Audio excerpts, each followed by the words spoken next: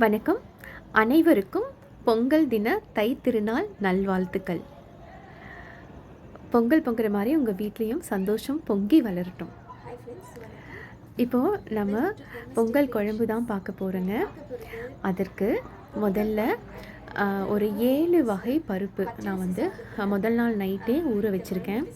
என்னென்ன பருப்புன்னு பார்த்தீங்கன்னா, கொண்டைக்கடலை, பாசிப்பயிறு, மொச்சக்கொட்டை, தட்டைப்பயிறு, அப்புறம் கடலை பருப்பு, துவரம் பருப்பு.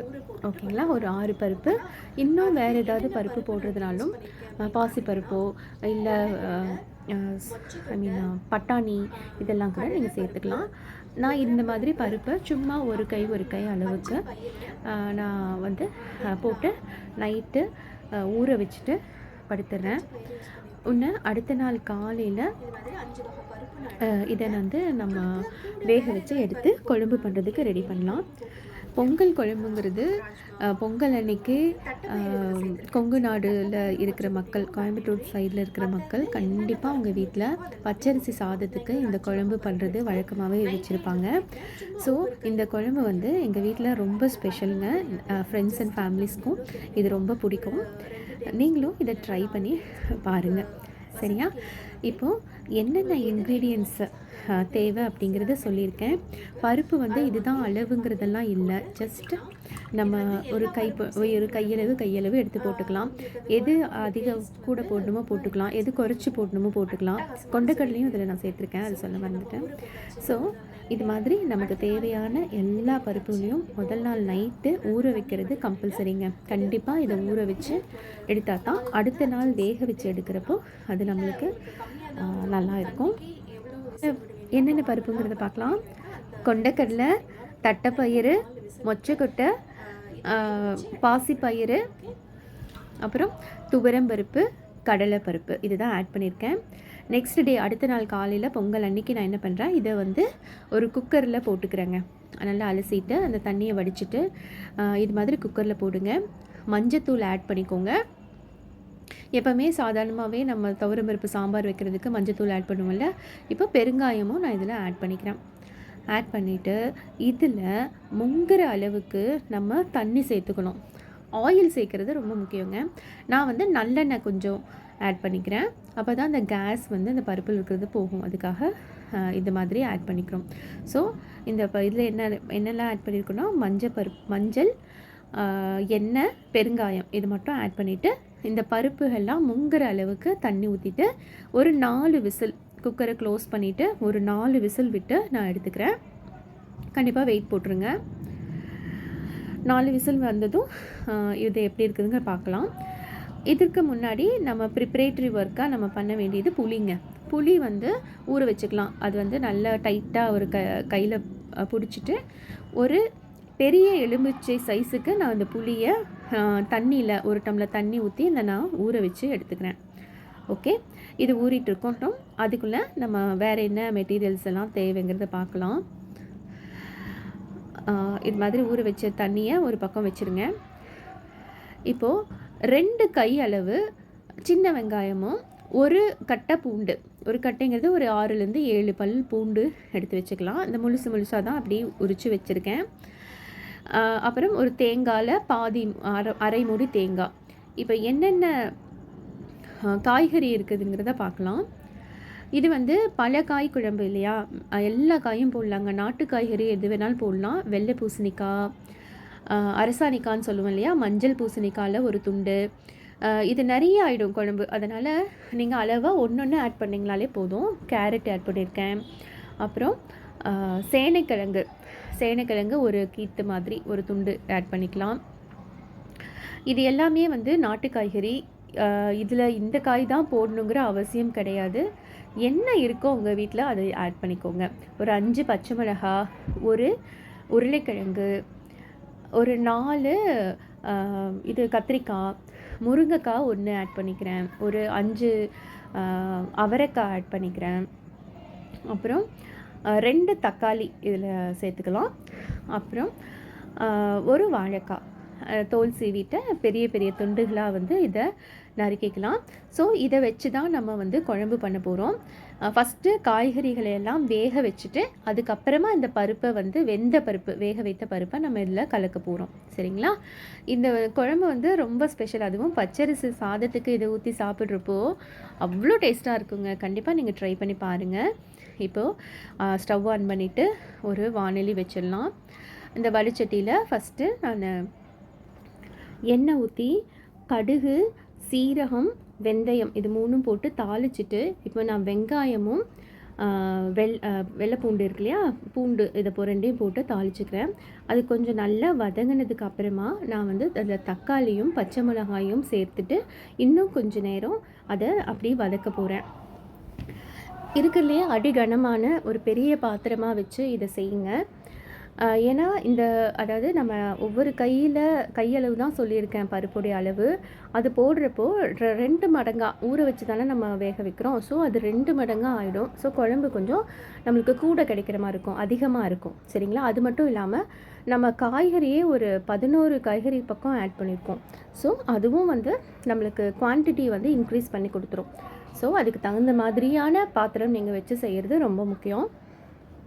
ஓகே, இதுக்கு நடுவில் நம்ம தேங்காயை வந்து கொஞ்சம் நல்லா அரைச்சி எடுத்து வச்சுக்கலாம். அரை மூடி தேங்காய் அரைச்சி எடுத்து வச்சுருக்கேன்.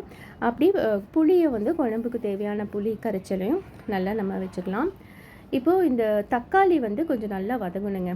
அப்படி முழுசாக இல்லாமல் தக்காளி வந்து நம்மளுக்கு நல்லா வதங்கி கிடைக்கணும். அது வரைக்கும் நல்லா இது மாதிரி வதக்கிக்கோங்க. இது பலகாய் குழம்புன்னு சொல்லலாம், கூட்டு குழம்புன்னு சொல்லலாம். இந்த குழம்பு வந்து பொங்கலுக்காகவே செய்கிற ஒரு ஸ்பெஷலான குழம்பு. உங்களுக்கு கண்டிப்பாக இதோட டேஸ்ட்டு பிடிக்கும். இது செஞ்சு சாப்பிட்டு பார்த்தீங்கன்னா மறுபடியும் எப்படா செய்வோம் அப்படிங்கிற அளவுக்கு இந்த குழம்புடைய டேஸ்ட்டுக்கு நான் கேரண்டிங்க. கண்டிப்பாக எல்லாருமே ட்ரை பண்ணி பாருங்கள். சரியா? ஓகே, இது அப்படியே வதங்கிட்டே இருக்குது. கொஞ்சம் அந்த எண்ணெயெல்லாம் கொஞ்சம் பிரியுது பாருங்கள், அந்த அளவுக்கு ஓரளவுக்கு வதக்குங்க. வதங்கினதுக்கப்புறமா நம்ம ஒவ்வொரு காய்கறியாக நம்ம இதில் ஆட் பண்ணிக்கலாம். இந்த காய்கறி ஆட் பண்ணுறப்போ முதல்ல என்ன பண்ணணும்னா, இன்னும் கொஞ்சம் நேரம் அது வதங்கட்டும். அதுக்குள்ளே என்னென்னு சொல்லிடுறேன் நான். முதல்ல கெட்டியாக இருக்கிற காய்கறிகள், அதாவது வேகிறதுக்கு ரொம்ப டைம் எடுக்கிற காய்கறிகளை முதல்ல போட்டு வதக்கிக்கணும். ஏன்னா இது நம்ம வந்து குக்கரில் வந்து விசில் வச்சு எடுக்கலை, நம்ம வந்து ஒரு வடிச்சட்டியில் வச்சு தான் இதை நம்ம தாளிக்க போகிறோம். ஸோ அந்த காய்கறி ஆட் பண்ணுறதுல ஃபஸ்ட்டு வந்து சீக்கிரமாக வேகக்கூடிய காய்கறி ஆட் பண்ண வேண்டாம், எல்லாம் கரைஞ்சி போயிடும் இல்லையா? அதனால் முதல்ல ஹார்டாக இருக்கிற காய்கறிகள், கெட்டியாக தடிமனாக இருக்கிற காய்கறிகளை முதல்ல உள்ளே போட்டுருங்க.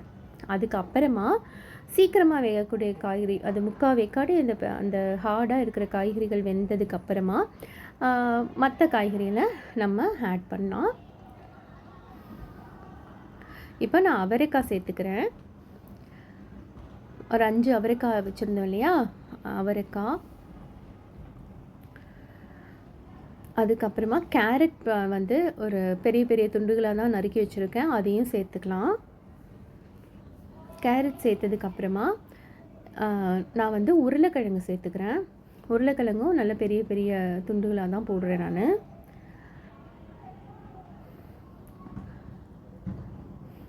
இப்போது உப்பு வந்து இதுக்கு தேவையானது கொஞ்சம் போட்டுக்கணுங்க. முருங்கைக்காய் சேர்த்துக்கிறேன். முருங்கைக்காயும் போட்டாச்சு. இப்போ அதை நல்லா ஒரு பெரட்டி விட்டுடலாம். இந்த டைமில் வந்துட்டு நம்ம இந்த காய்கறிக்கு தேவையான தண்ணீர் சேர்க்கணும். ஓகேவா? கொஞ்சம் உப்பு கொஞ்சம் போட்டுக்கோங்க. வதங்கிறதுக்கு வெங்காயம் வதங்கிறதுக்கு போட்டிருப்போம், இருந்தால் கூட இன்னும் கொஞ்சம் இந்த காய்கறிக்காக கொஞ்சம் உப்பு சேர்த்து அந்த காய்கறி முங்குற வரைக்கும் கொஞ்சம் தண்ணியை ஊற்றி மூடி வச்சுருங்க. மூடி வச்சா தான் சீக்கிரமாக காய்கறி வேகும்.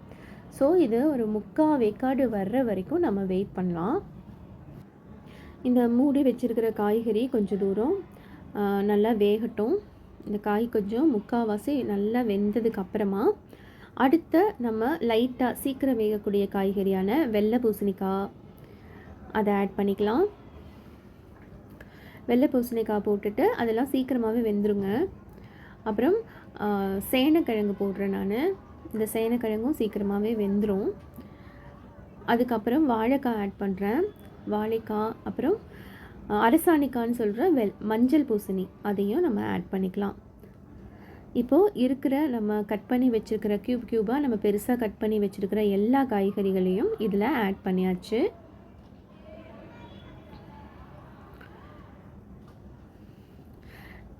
இன்னும் கூட கொஞ்சம் தண்ணி ஆட் பண்ணிக்கலாம் இந்த ஸ்டேஜில், ஏன்னா அந்த தண்ணி எல்லாம் கொஞ்சம் வத்திருச்சு பாருங்கள். ஸோ இந்த மாதிரி காய்கறிலாம் ஆட் பண்ணிவிட்டு நல்லா ஒரு பெரட்டி விட்டுருங்க.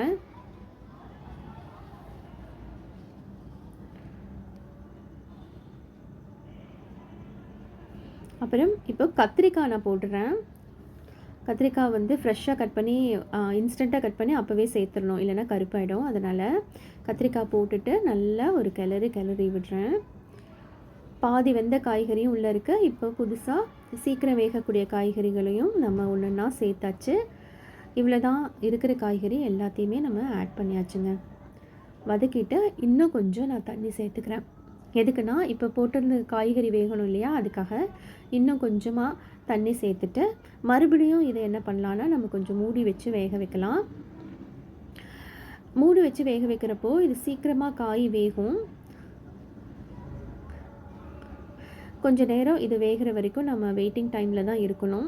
அப்பப்போ எடுத்து ஒரு 2 பெரட்டி கிளறி விட்டுருங்க.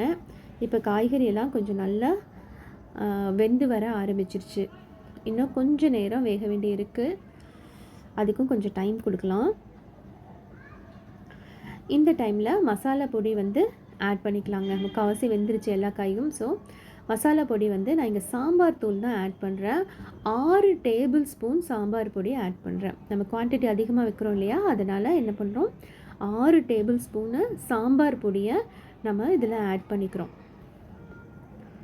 ஓகே, ஆட் பண்ணிவிட்டு இந்த காய்கறி கலவையோட அந்த சாம்பார் பொடியை ஒரு கலக்கிடுங்க. காய் வந்து ரொம்ப உடஞ்சிடக்கூடாதுங்க, அதனால் ஒரு மர சட்டுவம் இருந்தால் நல்லது. இப்போ கரைச்சி வச்சுருக்கிற புளியை அதில் இருத்து அப்படியே ஊற்றிடலாம். புளி கரைச்சலும் ஆட் பண்ணியாச்சு. இப்போ தேங்காய் அரைச்சி வச்சுருக்கோம் இல்லையா, அந்த தேங்காயை நம்ம இதில் அரை மூடி தேங்காய் சேர்த்துறோம். ஓகே, அரை மூடிக்கு இந்த தேங்காய் சேர்த்தாச்சு. இப்போ குழம்புக்கு தேவையான அளவு, இதுதான் கூட்டி வைக்கிறது, குழம்புக்கு தேவையான அளவு கன்சிஸ்டன்சி எவ்வளோ வேணுமோ அந்த அளவுக்கு இன்னும் கொஞ்சம் தண்ணீர் சேர்த்துக்கலாம். இது எல்லாத்தையும் சேர்த்ததுக்கப்புறமா ஒரு கிளறி விடுங்க. அதுக்கப்புறம் இன்னும் கொஞ்சம் தேவையான அளவு தண்ணி மட்டும் ஆட் பண்ணிவிட்டு பார்க்கலாம்.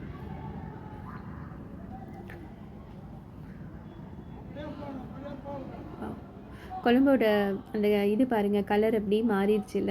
இந்த புளி தண்ணி தேங்காய் அதெல்லாம் போட்டுட்டும் குழம்பு கெட்டி ஆயிடுச்சு. தேங்காய் ஊற்றுனதே கொஞ்சம் கெட்டி ஆகிடும் குழம்பு. இந்த டைமில் வந்துட்டு நம்ம வேக வச்சு இருக்கிற அந்த பருப்பை அந்த தண்ணியோடு சேர்த்து, பருப்பு முங்குற அளவுக்கு தண்ணி போட்டு தானே வேக வச்சுருக்கோம், அந்த தண்ணியோடு சேர்த்து போட்டுடலாம்.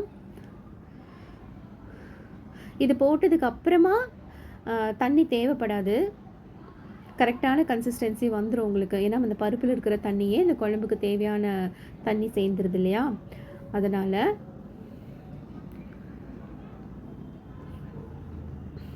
வா பாருங்க, நாக்கில் எச்ச உருதுன்னு சொல்லுவோம்ல, அந்த மாதிரி இருக்குது எனக்கு. அந்த பருப்போட ஸ்மெல்லு, அந்த சாம்பார் தூளோட ஸ்மெல்லு, இந்த காய்கறிகளோட அந்த ஃப்ளேவர், அது எல்லாமே ரொம்ப ரிச்சாக இருக்குது. இந்த டைமில் நீங்கள் உப்பு பார்த்துக்கணும். உப்பு தேவைன்னா ஆட் பண்ணிக்கோங்க, கண்டிப்பாக தேவைப்படும். ஏன்னா நம்ம பருப்புலலாம் உப்பு போடலை சரியா, அதனால் இந்த டைமில் நீங்கள் உப்பு பார்த்துக்கோங்க, சரி பார்த்துக்கோங்க. கரெக்டாக இருந்தால் விட்டுடுங்க. பாருங்கள், நான் கொஞ்சம் ஆட் பண்ணிக்கிறேன் உப்பு, சால்ட்டு மட்டும் ஆட் பண்ணிவிட்டு.